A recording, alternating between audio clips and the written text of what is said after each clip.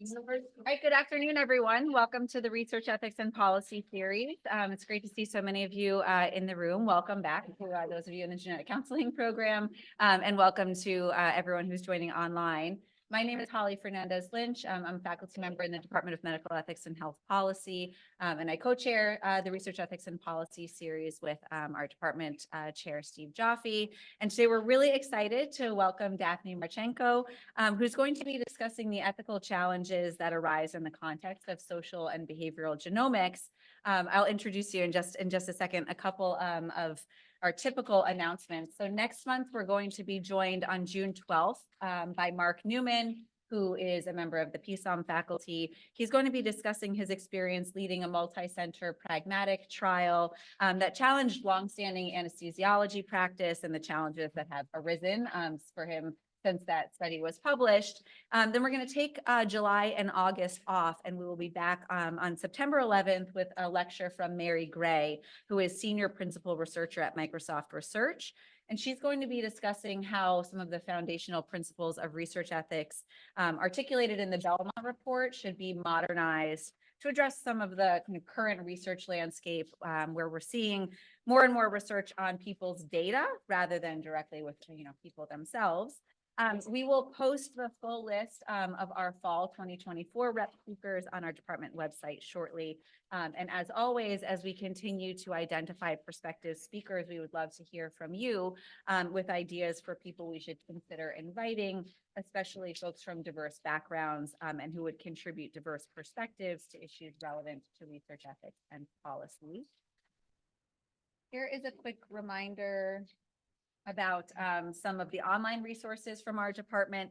We have a series of short research ethics courses available for free continuing education credit available online. Some of these can also be used to satisfy your human research ethics training requirements, both at Penn and CHOP. And then a thank you to our many reps co-sponsors, and especially to Lisa Bailey for pulling together all of the logistics for today. Okay, so now to introduce today's speaker, Dr. Daphne Martschenko is Assistant Professor at the Stanford University Center for Biomedical Ethics. She trained in politics, development, and democratic education at the University of Cambridge, where her doctoral work focused on how behavioral genetics research on educational attainment and intelligence intersects with educators' conceptualizations of racial and socioeconomic disparities in the American education system. Dr. Martschenko's work advocates for and facilitates research efforts that promote socially responsible communication of and community engagement with social and behavioral genomics. In 2023, she was named one of the year's Science News Scientists to Watch, a list of 10 early and mid-career scientists who are making extraordinary contributions to their field. And she recently participated in a consensus report released by the Hastings Center on the ethical implications of social and behavioral genomics, which interestingly didn't achieve full consensus. So in today's lecture, Dr. Martschenko will discuss social and behavioral genomics in the context of an ugly history and uncertain future.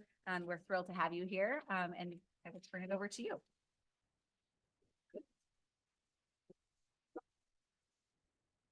Wonderful. Good afternoon. Thank you for having me. And thank you, Holly and Steve, and also Ian Matheson and Sarah Tishkoff, who have been such wonderful hosts for me over the last few days. I've been here since Saturday morning.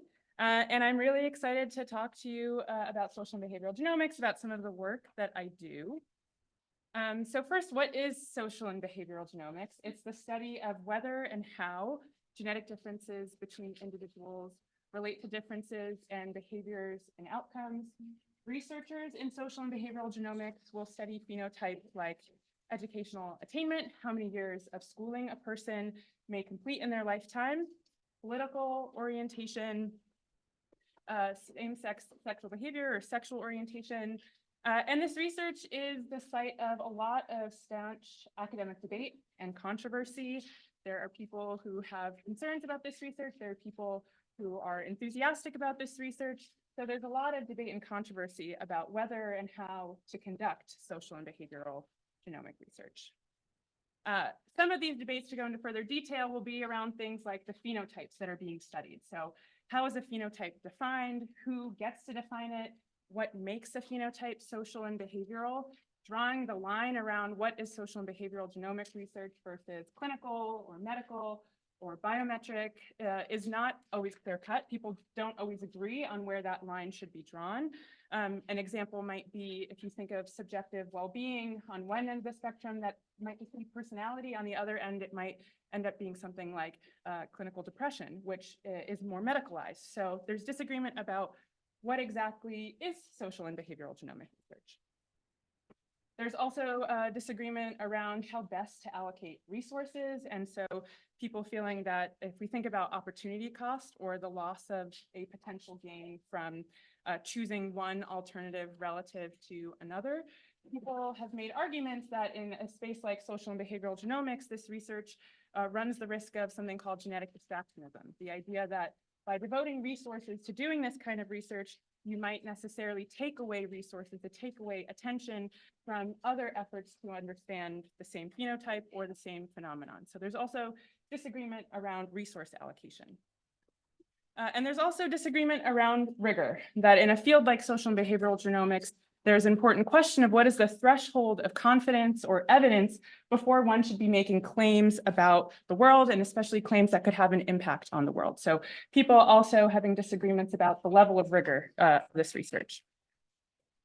And then, of course, there are concerns around fatalism, stigma, and discrimination. And this comes from a long history that I'm sure many of you are familiar with, in which claims regarding genetic differences in human behavior have been used to justify the existence of social inequalities in our society. This is Francis Galton, considered to be the father of behavior genetics, the father of the eugenics movement, describing that he objects to the pretensions of natural equality. So people feeling like this research can challenge our intuitions about free will, about human agency and self-determination.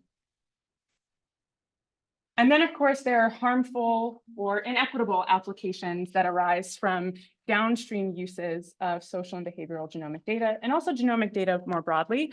But I'm going to go through some of them. One being direct-to-consumer genetic tests for social and behavioral phenotypes, things like math ability or political affiliation.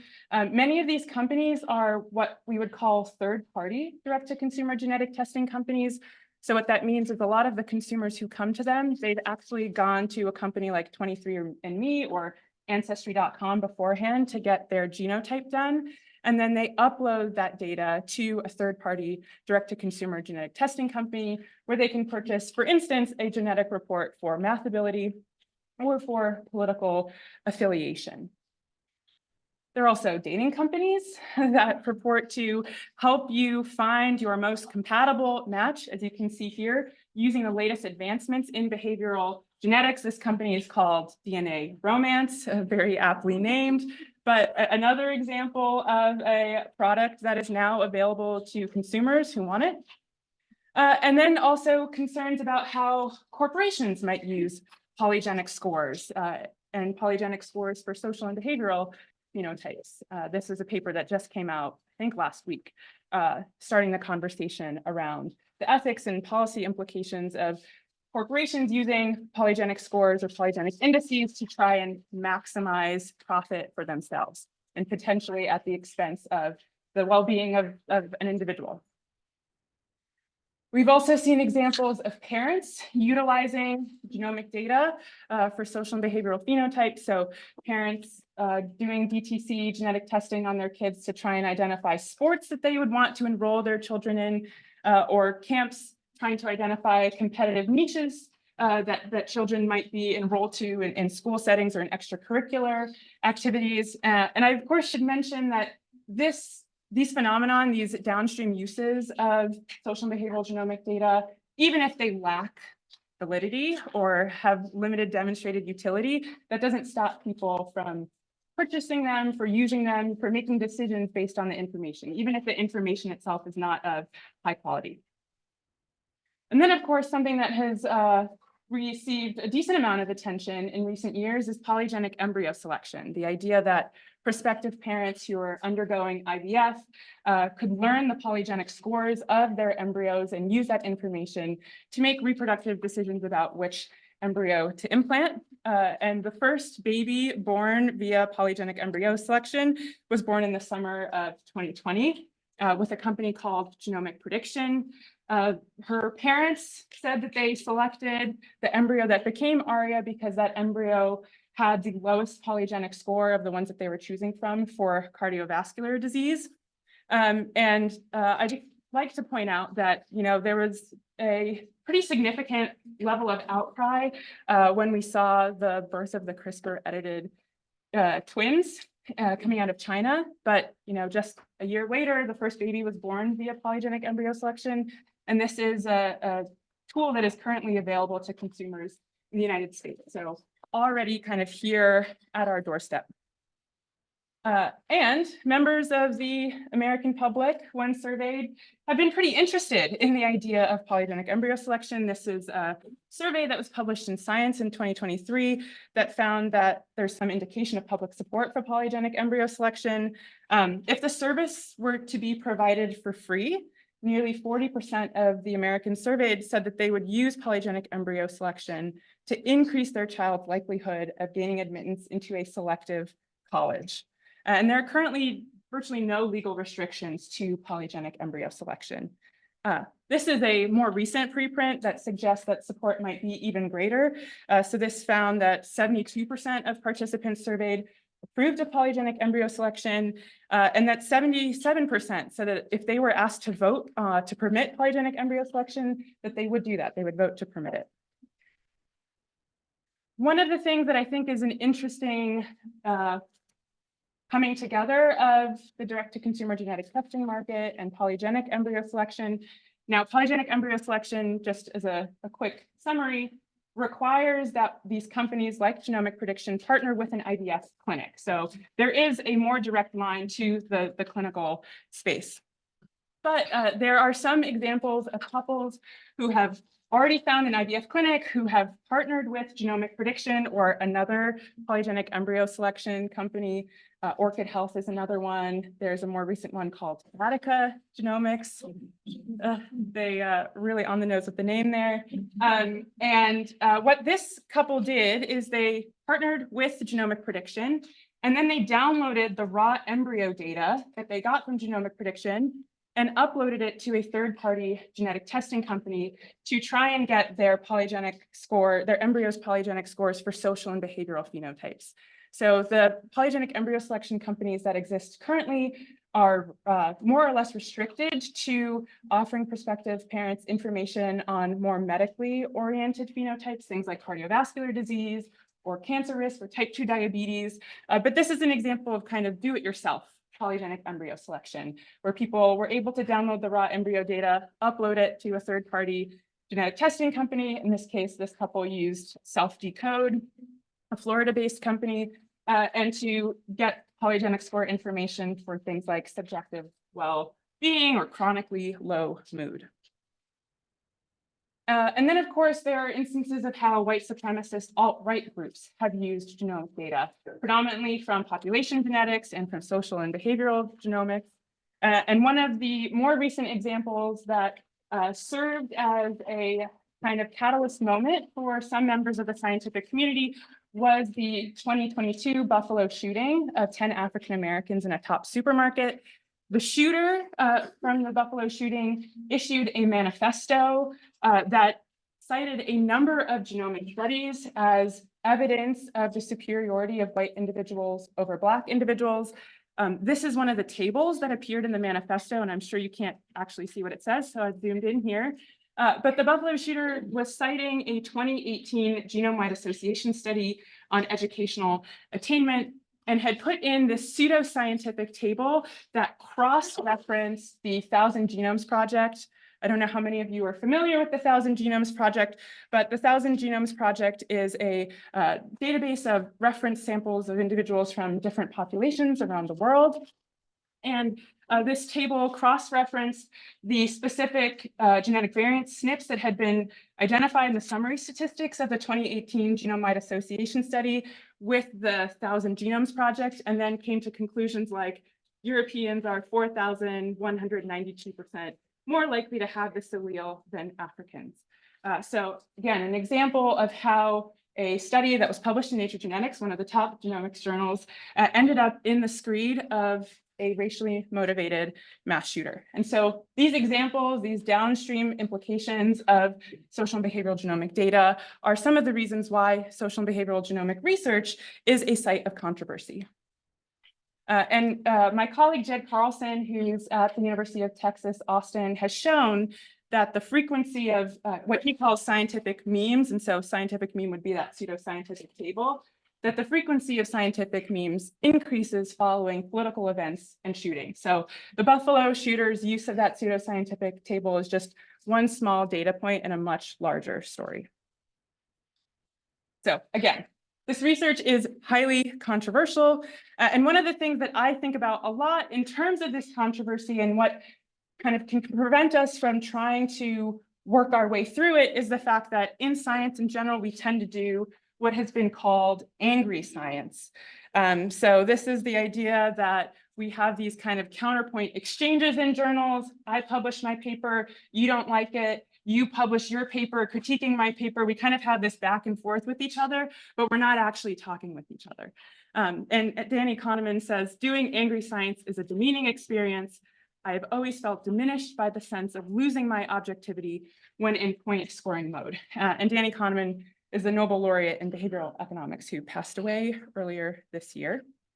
And Danny Kahneman, a much younger version of him, coined the term adversarial collaboration, which is something that I've been thinking about a lot in relation to the work that I do, as a way to potentially productively navigate controversies, to make controversies more productive and constructive. It's supposed to be a good faith effort to conduct debates by carrying out joint research. And it's important that each side makes itself politically and scientifically vulnerable. One of the key aspects to adversarial collaboration is that consensus is not the goal. And that in fact, in areas where there's such debate, where there's a lot of talking past rather than with each other, consensus, stating it as an upfront goal, can actually prevent people from coming to the table in the first place, because they feel like there's something that they're going to have to give up by being part of that engagement. So consensus is not the goal. The goal is to understand what are our disagreements, why is it that we're disagreeing? So it calls on sides to be preemptively self-critical. So you need to be able to articulate your perspectives. You have to be able to reflect on the dynamics of the debate. You have to be able to identify the level of fit between the claim and the data that you're making. And you need to be able to identify pivotal points on which you can either agree or agree to disagree with your adversary. It's also important to specify conditions that may have the potential to bring a change to your perspective. And it is a process that flushes trade-offs into public view. One should engage in an adversarial collaboration, not because they find their adversaries or their positions congenial, but instead because they recognize that, one, the credibility of your science hinges on science's capacity to transcend ideology, and two, because the usual methods of conducting debate can't break through the complex defenses that each sides have set up. So it's specifically supposed to aim towards trying to navigate controversies that have become kind of intractable. So what does the process look like? Well, first you begin by identifying where you disagree, followed by debates about those issues on which you disagree. In the traditional adversarial collaborative process, you would decide on 3 empirical tests for resolving a dispute. So in this case, it would be one that's jointly devised, another devised independently by one of the adversaries or one side, and then a third by the other side. And then you go forward and conduct those experiments and discuss where agreement may have emerged or where disagreement remains. And that's what the publication ends up looking like. And success in an adversarial collaboration is the extent to which there are surprising results, insightful discussions, and testable hypotheses about outstanding issues. So I've been thinking about how can we maybe take this adversarial collaborative model and apply it to navigating issues that are maybe more conceptual, more ethical related, not just empirical. But in a traditional adversarial collaboration, a paper would look something like this. So there'll be an introduction, there'll be a methods and results, but importantly in the discussion section, each side is given the exact same word length to articulate their view. So you don't have to, again, achieve consensus. You are clearly articulating and able to share what your independent view is. People have described that one of the most helpful elements of an adversarial collaboration was the opportunity to clarify areas of potential misunderstanding, and also to have new facts accepted by all parties, narrow differences of opinion, and also considerable mutual respect. I have been working on an adversarial collaboration for the last 4 years now. It is in the form of a book called The Acid We Inherit, or at least that's a tentative title. You never know what the publisher is going to allow you to call your book. But I'm working on it with my colleague, Sam Trejo. He is a quantitative social scientist at Princeton in the Department of Sociology. He leverages genomic data to ask and answer questions about the relationship between genes and environment. And the title of our book, The Acid We Inherit, it has a double meaning, which I'm going to get into. But first, what brought us together? Why did we decide to embark on this project? Very naively, I should say. I think if we knew what the process was going to ultimately look like, we probably would have scared ourselves out of it. But one, we were interested and motivated by the increasing number of downstream applications of social and behavioral genomic data, which I've gone through. And we were also interested in the role of myths about genes, genetic determinism, racial essentialism, and how they shape how people understand themselves and others. And we both felt independently, and then realized from conversations with each other, jointly felt that the challenge facing genomics, and by that I mean grappling with the scientific nuances of genomic analysis while also navigating the contested and powerful grip that genetics can have on the popular imagination, that it's too big for any one group to try and tackle in isolation, that we need to find ways to try and come together. And we kind of outline these arguments in this paper if you want to read any further into it. But the title of the book, as I mentioned, has this double meaning. And what we're referring to are two inheritance processes that we think both matter when it comes to accounting for the power that genes can have in our society. So one is the literal acid within our cells, the DNA, that gets passed down biologically from parent to child. Another, though, is the conceptual acid, what we're calling a conceptual acid, the stories or the myths about genes that also affect people's lives, that also get passed down generation to generation.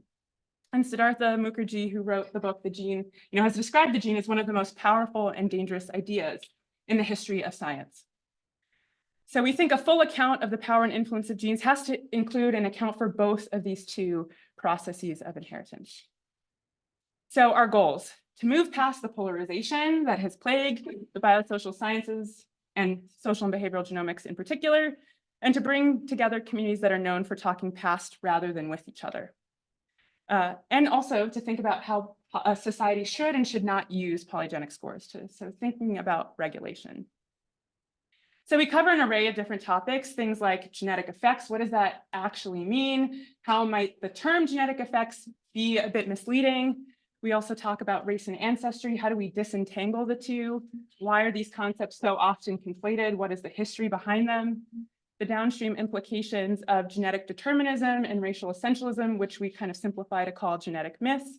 The downstream implications of genomic research, and then polygenic score applications and some policy recommendations. And I think a key realization for us is that we don't have to agree on everything. And in fact, there's a lot that we still disagree with each other about in order to come together to develop a regulatory framework for thinking through polygenic score applications. Okay, so I want to talk through one of the chapters of our book and what the process was like and kind of what we learned from each other. And this is driven by the following question: do genes matter for social inequality?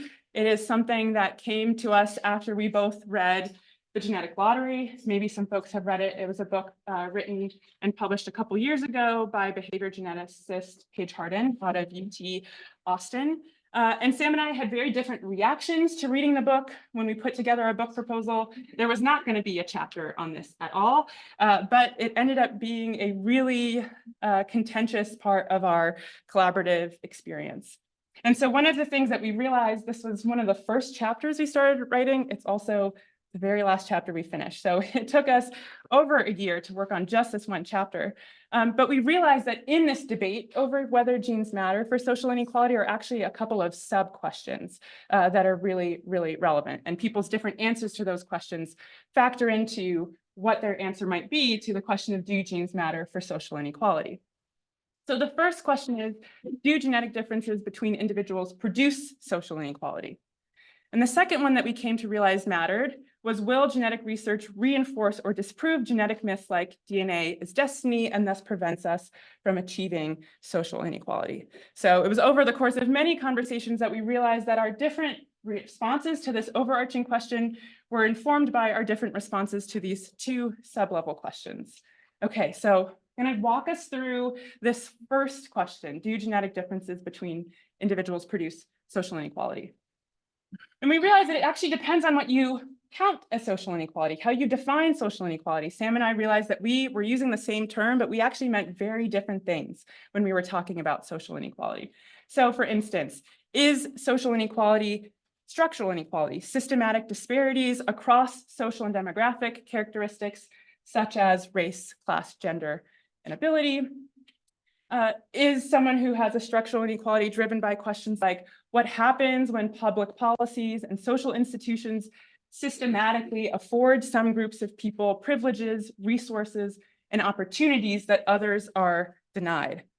An example of a structural inequality would be something like redlining, a discriminatory practice in which financial services like home loans were systematically withheld from potential customers who lived in neighborhoods that were classified as hazardous to investment. Redlining is a process that came to exist not by accident, but by design.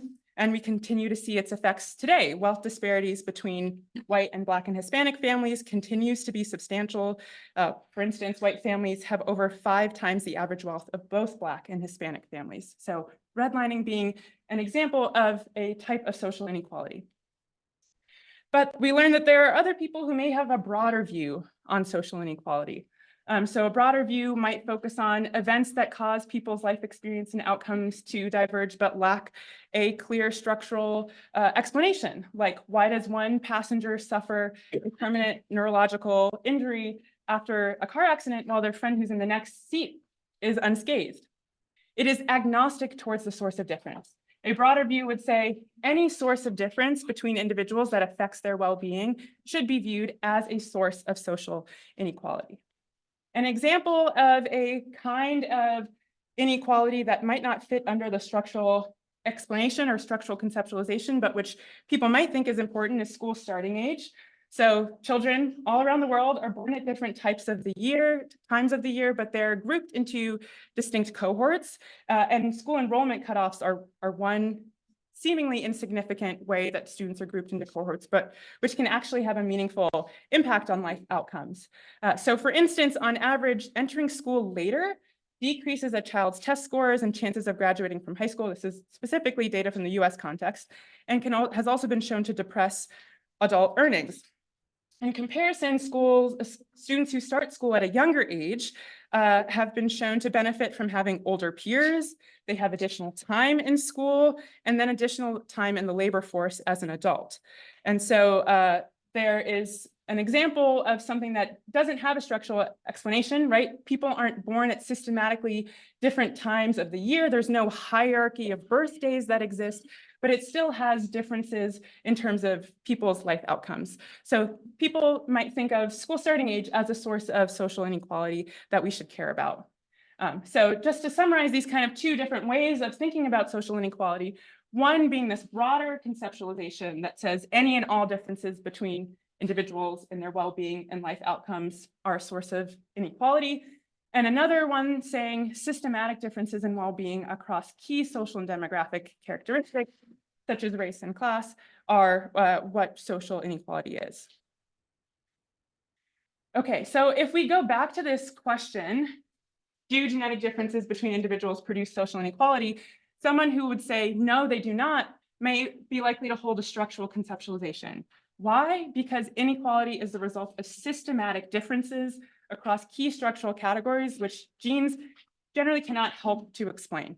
So for instance, DNA cannot help us to understand why undocumented immigrants in the US earn 65 cents on the dollar compared to documented immigrants. But someone who might answer yes, genetic differences between individuals do produce social inequality may hold a broader conceptualization. Why? Because inequality is the result of any differences between individuals. So for instance, they would say genetic differences between siblings who share the same biological parents, who grew up in the same household, and who experience different life outcomes, that is a source of inequality that we should care about. So the answer to the question of do genetic differences between individuals produce social inequality? Well, it depends on how you conceptualize it. And Sam and I realized that we were meaning different things when we were using that same phrase. If we go to the second question, will genetic research reinforce or disprove genetic myths like DNA is destiny and thus prevents us from achieving social inequality?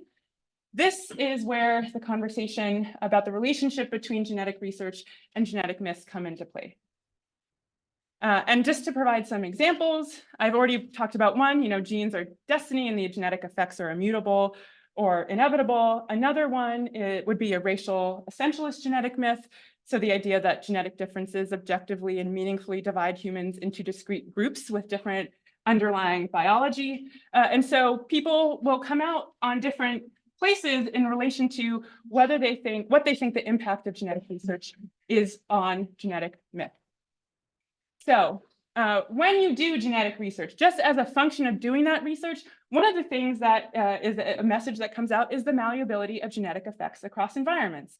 Hopefully, I'm getting nods of agreement from members of the genetics department who are here. But genetic research in and of itself emphasizes the malleability of genetic effects across environments. And so some people think, well, the fact that this is showing that the environment plays a role, that can help to decrease belief in genetic myths like genes are destiny.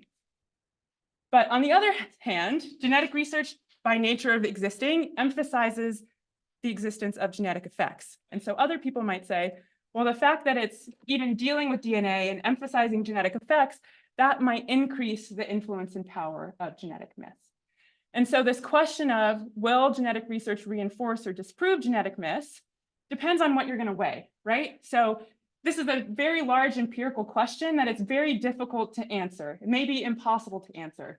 And in the absence of being able to answer it, people are going to have to make best guesses as to what they think the outcome is going to be. So someone who thinks that it's going to disprove genetic myths might say, look, this research tells a really powerful story about the effects of the environment. I think that this research in the end is going to disprove genetic myths. But other people would say it's going to reinforce the genetic myths because it's talking about genetic effects. Regardless of if the key takeaway from that genomic study is the importance of the environment, the fact that it's a genomic study is going to reinforce myths. Okay. Importantly, though, this question does not actually depend on how you conceptualize social inequality. It is related, but it doesn't depend on it, and I'll go into that. But these two questions, do genetic differences between individuals produce social inequality, and will genetic research reinforce or disprove myths? That these are just two of the questions that come to inform the disagreements around whether genes matter for social inequality. And they critically also play a role in how different people think about the risks and benefits of social and behavioral genomic research. So when people are thinking through the risks and benefits of research, they're trying to do a calculus to understand how are the risks relative to the benefits? Do the harms outweigh the benefits, vice versa?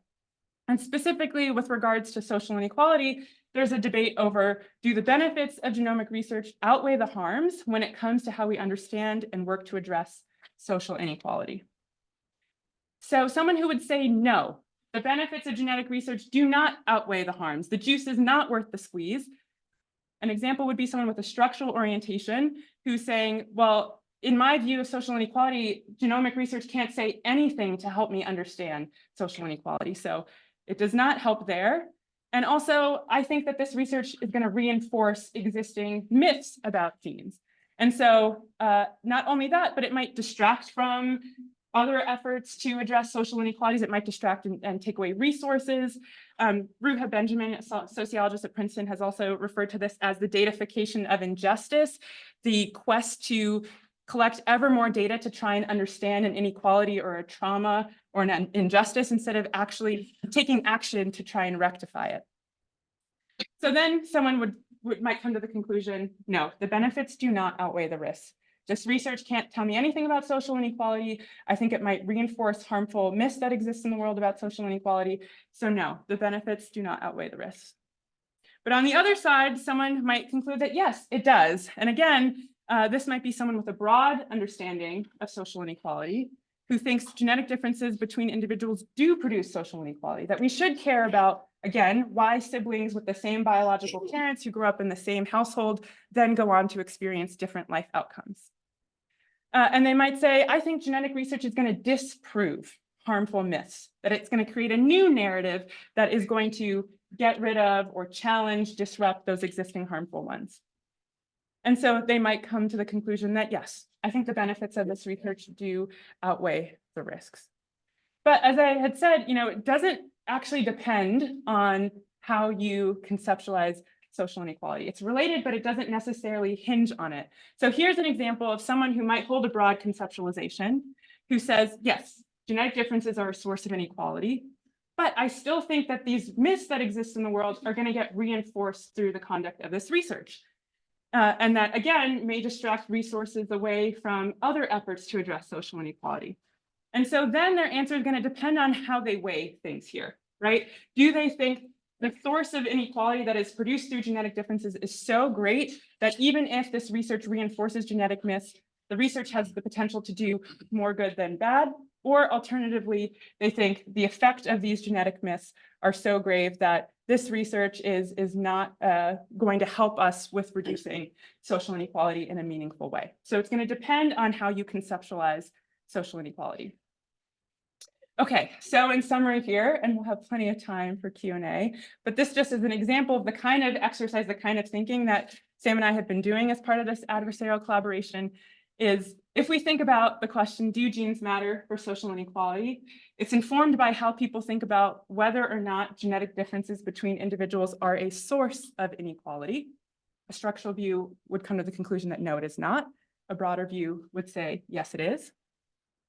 The question of will genetic research reinforce or disprove genetic myths, not necessarily tied to how you define social inequality, but it's a big empirical question, and people are making essentially best guesses for what they think the answer to that question is. And then finally, do the benefits of genetic research outweigh the harms when it comes to efforts to understand and treat social inequality? This is going to be, your answer to this question would be a combination of how you answer 1 and 2. So I had left it here because I was worried about time, but I think I briefly want to talk about one more thing if I can, which is the Hastings Center report that Holly had mentioned I was a part of. This was a 3-year project between the Hastings Center and Geisinger, led by Eric Perrins and Michelle Meyer, who are 2 bioethicists, and I got to serve on the steering committee alongside them, Paul Applebaum and Sandra Lee, to think about with a group, an interdisciplinary group of academics, what are the risks and benefits of social and behavioral genomics? And I just want to make sure that people have, if they wanted, access to the report and to summarize some of the key takeaways from that report. It is a very long document. There is an executive summary which provides a shorter read, but one of the key things that our group at the end of our 3 years came together to be able to conclude is that we saw social and behavioral genomic research to have kind of 2 camps. One being what we call social and behavioral genomic research of heightened concern. So this would be research that involves sensitive phenotypes, those that are consequential to social status, those that are part of a stereotype that threatens to reify the biologization of social identities, or research that on phenotypes that are central to a minoritized group's identity. And then we saw social and behavioral genomic research of greatest concern to be research that compares groups, specifically groups defined by race, ethnicity, or genetic ancestry, and where genetic ancestry could easily be misunderstood as race or ethnicity, and that is on a sensitive phenotype. And so our group was able to agree that social behavioral genomic research of heightened concern, this requires responsible conduct and responsible communication. Where we were not able to agree was around social and behavioral genomic research of greatest concern. So essentially group comparisons work in social and behavioral genomics.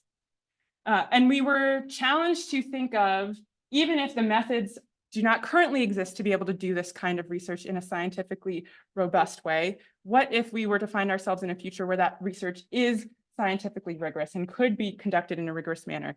Then how would we think about whether it should be conducted, funded, or published? And we all agreed that, the study has to be scientifically rigorous, but then we disagreed about whether it would still be acceptable to conduct that study. So some people feeling like, yes, if the science is valid, if careful conduct and communication have been done, then this research is acceptable. Other people feeling like, if it's scientifically rigorous, we should still do a risk-benefit analysis. And then after doing that analysis, we might say it's acceptable, but we might come to the conclusion that it's unacceptable.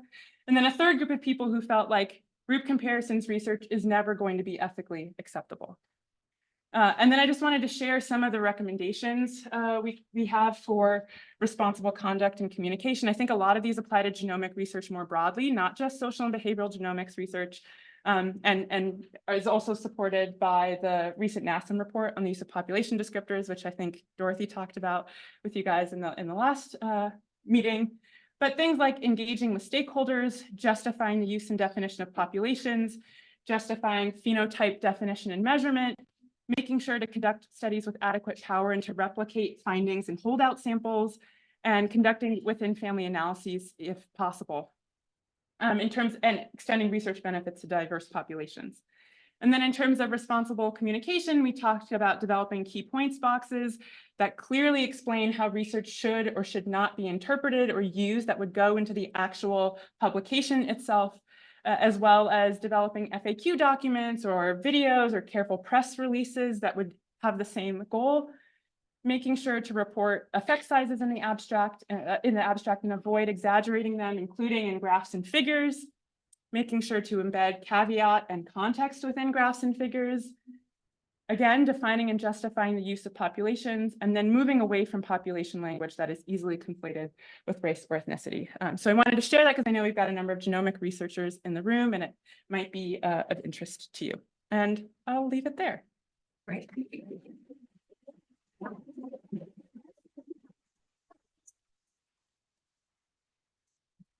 Thanks very much for that. And I failed to thank our co-sponsors for Daphne's visit, which include the Department of Genetics and the Center for Global Genomics and Health Equity. So thank you to those groups also for facilitating what was a fantastic talk. We're happy to take questions from everyone in the room. If you are online and have a question, please go ahead and type it in or just let me know by raising your hand and we can have you say your question to the room. We have one question already in the chat. So why don't we start there? This is from David Perlman, who says, how does the science of epigenetics impact the type of questions and concerns that you presented? Yeah, that's a great question. And it's one that I get often. I will disclose that I am not an expert in epigenetics. I'm also not a geneticist myself. I think one of the reasons why we've chosen in our work to focus on genomic research rather than epigenetic research is because genomic research in particular is leveraged in support of genetic myths and genetic determinists and racial essentialist ideologies. I mean, I had just mentioned Dorothy Roberts, but I think it was in 2016, she gave a Tanner lecture series where she talked about epigenetics as a tool that can help work to convince policymakers or skeptics of the real impacts of something like structural racism. And so I think that there are really powerful narratives that could be told using epigenetic research, but for the context of my work, I've predominantly focused on genomic research because of the ways in which it in particular can get used in support of genetic myths. Oh, sorry, go ahead. Could you say a little bit more about the broader project of your book? Like, is it sort of exploring promise and peril of social and behavioral genetic research, or just like a little, that's super interesting project? Exactly. I think what we hope to do is to try and basically complicate things that seem really clear cut, again, driven by the fact that when we disagree with each other, or that a lot of the disagreements that exist in social and behavioral genomics we feel like we disagree with someone, but we don't really have a full understanding of what it is exactly that we're disagreeing about. And so I think this book, originally the title for it was Debating DNA. And the idea was that it was going to be Sam and I debating the whole time about the risks and benefits of social and behavioral genomic research. And I think that we realized that because there were so many instances where we were using the same terminology, but meaning different things, that we actually needed to do a lot of that kind of work as well. And then, as I had said earlier, we also realized that there are a lot of things that we disagree about, but actually those disagreements weren't relevant or didn't play a, game-ending role in terms of thinking through how we might want to regulate polygenic scores or thinking about the kind of world that we might want to live in with this technology readily available. So, I mentioned that the social inequality chapter wasn't part of our original goal, but we did realize that when we started talking about policy, we actually had a lot of shared language that we could then use to talk through what regulation might look like. And so, for instance, one of the things that we think about in the policy chapter is what would it take for us to find ourselves in a world with these technologies at the very minimum do not exacerbate structural inequality. And so that, having gone through that whole long process, helped us to think through what kind of ways of regulating the technology might be in support of the kind of world that both of us ultimately would love to live in. Daphne, you talked about in sort of working through the argument in the chapter, you talked about the sort of different factors that you or others might weigh differently to try to come to a conclusion.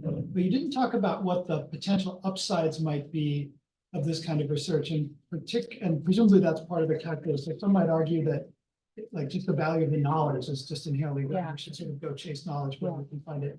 But others, I would guess, might say that there's something useful or applied that we can do with this kind of information. And I'm curious, like, what are those arguments for the things that you can do with this information that are positive? Yeah, great question. So I guess I'll answer in two ways. One is, this chapter was specifically focused on how people think about this research in relation to efforts to reduce social inequality. So in that specific context, the argument of, pursuing science for the sake of knowledge as like a fundamentally valuable pursuit don't really apply. The arguments are more that if we can better understand why, for instance, two siblings with the same biological parents end up with different life outcomes, we might be able to tailor interventions to help minimize the sources of difference between those siblings. So people focusing more on individual level differences and trying to reduce individual level differences and seeing, again, those kinds of differences as a source of social inequality. But more broadly in social and behavioral genomics, people will talk about, and a lot of these researchers are coming from the social sciences, so they've been trained in disciplines like sociology and economics and psychology, and they're really focused on wanting to improve the rigor of social sciences research, and so arguing that genomics are potentially a confounding variable in social sciences research, and that if you could control for DNA, that you would have a better understanding of the effects of interventions or the role of environment.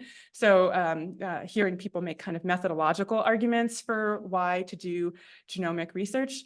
But then there are also people who will take it a step further and advocate for things like precision education or using genomic information to screen for learning disabilities.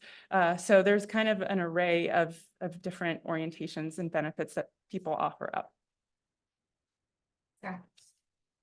Yes, so thank you for a great talk. This idea of precision education just terrifies me. I've heard this before where they're going to give a, estimate a polygenic risk score and they're going to track kids into what school they should go into. Terrifying. I mean, so I guess what concerns me is when the social scientists are doing this research, how much do they actually understand about the genetics? Because I feel like if they really got into the nitty gritty, plenty of human geneticists are highly skeptical even of polygenic risk scores, what they can tell you. It depends on the environment is a factor. Ancestry is a factor. I'm curious about that baby you showed that was the first one born after doing the embryo screening. What ancestry out of curiosity was that baby? Because if you're predicting cardiovascular risk, you're gonna totally miss it if they're not European ancestry. So that's just something, just wondering, what can we do about better educating? Yeah. Or maybe I'm being like paternalistic or something, maybe they do know this really. No, that's a I great don't know. question. And I hear it often when I talk to like genetics researchers who aren't in social and behavioral genomics, especially because, as I said, a lot of social and behavioral genomics researchers, they don't have PhDs in genetics, although some of them do, but a lot of them don't have PhDs in genetics. They're really essentially doing machine learning type of big data kind of research. And so don't have, aren't as concerned with trying to identify mechanistic, I think, effects. And, as I said, a lot of them make the argument that this could help improve how social sciences research is conducted.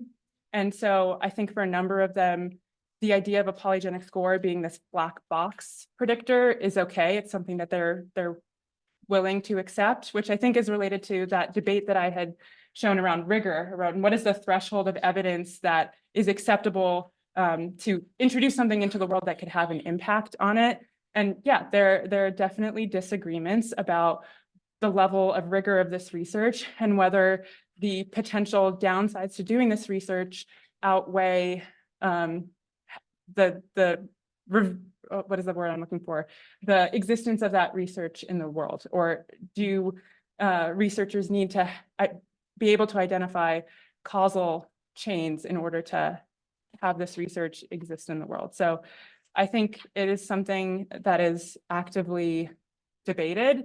And like I said, I think a lot of social and behavioral genomics research that I've spoken to will acknowledge that a polygenic score is this black box predictor that captures the social environment, but they're using it as kind of a predictive tool. I think they're working towards trying to identify more causal effects, but are not very concerned about the current state. For polygenic risk scores for educational achievement, the ones I've seen, I think it's something like a few months more extra, you know what I mean? Like, what does that tell you? We predict a few months more extra educational achievement. So then I feel like it's a matter of how they're interpreting it. But I think it's fantastic that you're doing this, because that's exactly what you need, is a dialogue. Yeah. And it's the both same sides to thing hear each other. with polygenic embryo selection, right? Like absolute versus relative risk.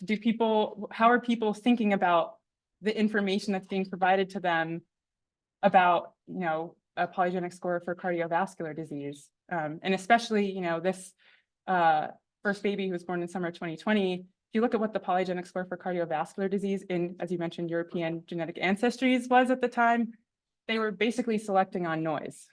So. Yes. Hey, great, Daphne. And I wanted to focus on something that you said in one of the last few slides. I know it was in the meat of the talk, but I think it reflects on part of the earlier part of the chapter in your book. You and I had a little bit of this discussion that if someone starts off with a malicious or racist intent, and they hear us as a community, a scientific community, working to rectify these disparities and identify which research might lead to misinterpretation, you'll hear the argument from these groups that we're policing what kind of research can be done because it's inherently non-objective, and we're telling a narrative because we want to avoid telling one that will implicate racial differences that are actually real and genetically founded. And it's such a difficult line to walk, because we know that that's not true. We know that there is objectivity to what we're doing, but we know also that we have a responsibility to make sure that the way we present it can't be misinterpreted. Right. How do you thread that needle, or do you have any suggestions for people doing that kind of research, like how we can not look like we're squashing the conversation? Yeah. Because there are people who will do this research without considering it, Right. and then it's out there, right? Yeah. That's a Yeah. with that. So a couple of things. One is I've heard frequently, so as part of my doctoral work, I interviewed social and behavioral genomics researchers to understand what are their motivations for doing this research, what do they think their social responsibilities are, what do they think are some of the potential risks and benefits of the work that they do.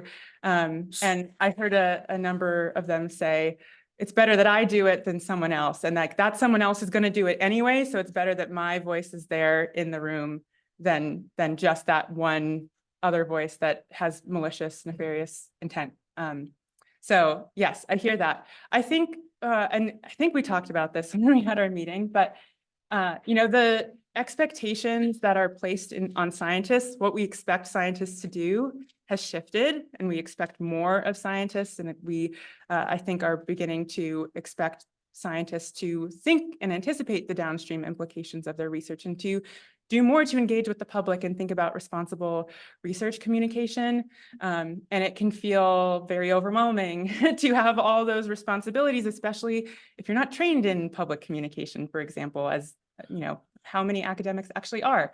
But what I say to that is that it's not just researchers in isolation that have obligations and responsibilities, that there are other communities and groups that also have responsibilities. So, you know, I've been talking with a number of people about academic journal editors and media journalists and members of industry as other groups that also have responsibilities and obligations who also affect the conduct and translation of research. And I think I can imagine a world where it would be powerful if it's not just scientists who are telling that story that is, you know, captured in the work that they're doing, that is coming out through their findings. But, you know, if they're doing it in partnership with media journalists, and if academic journal editors are thinking about how do we capture this information in a succinct way that's going to be engaging for members of the research community and not just, you know, the specific discipline in which the researchers are publishing. So I think, you know, one of the ways is to basically have more people helping and contributing to the dialogue and the challenging of those harmful and baseless types of ideologies.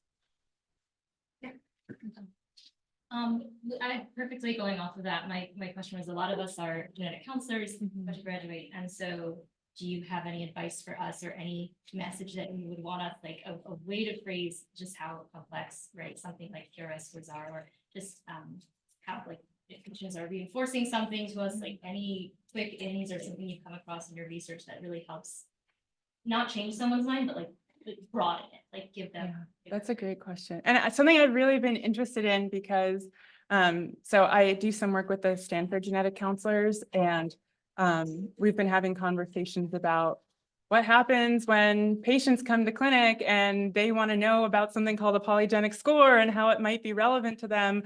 How do we navigate that information? Do we even engage with them on it, or do we tell them like there's nothing in this right now and kind of move on? So I have been thinking about this a lot lately.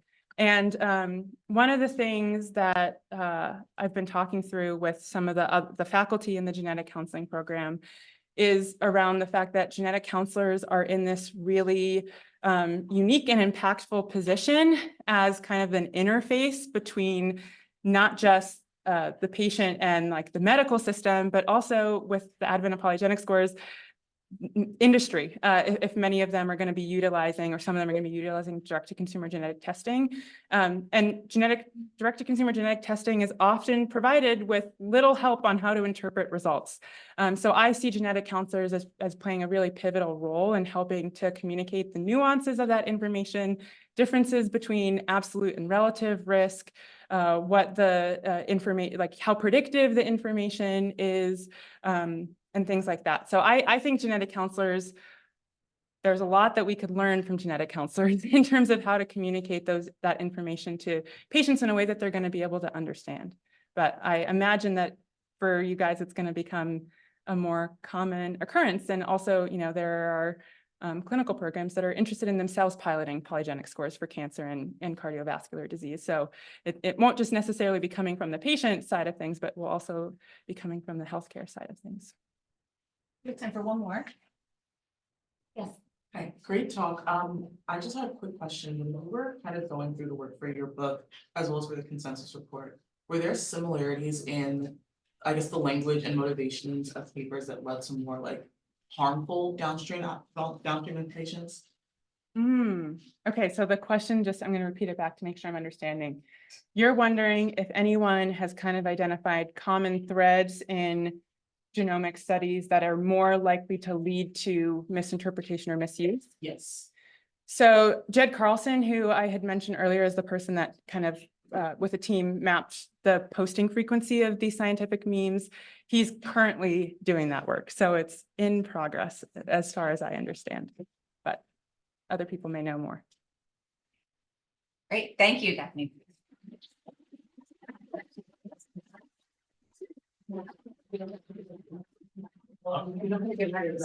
Yeah.